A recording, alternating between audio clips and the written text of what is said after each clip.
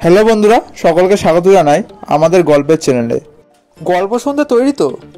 চলো শুরু করা যাক আজকের গল্প, যার নাম হলো বিনা পয়সায় মেলা, যেটি একটি গোপাল ভাঁড়ের গল্প অবলম্বনে তৈরি। চলো বন্ধুরা, আজকের গল্পটি শুরু করা যাক। Let's start. বিনা পয়সায় মেলা। একবার গোপাল আহ্লাদপুরে বেড়াতে এসেছিল।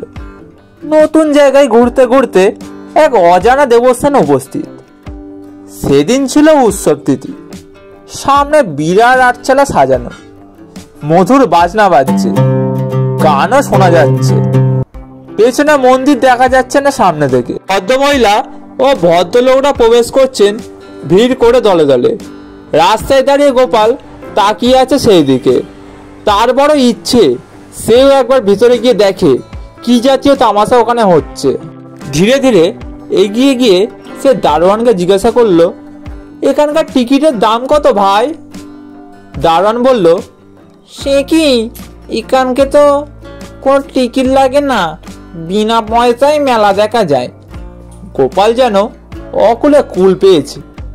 এইভাবে ভ্রু নাচিয়ে বলে উঠল, তাই বলো, ভেট লাগে না বলেই এত ভিড়।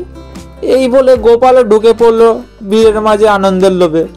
বন্ধুরা, আজকের গল্পটি তোমাদের কেমন লাগলো অবশ্যই কমেন্ট করে জানাইও, এবং তোমাদের কোনো গল্প শুনতে ইচ্ছে হলে সেটা আমায় কমেন্ট করে জানাতে পারো। দেখা হচ্ছে পরবর্তী ভিডিওতে। ততক্ষণ ভালো থাকুন, সুস্থ থাকুন, আমাদের চ্যানেলের সাথে সদা সর্বদা যুক্ত থাকুন।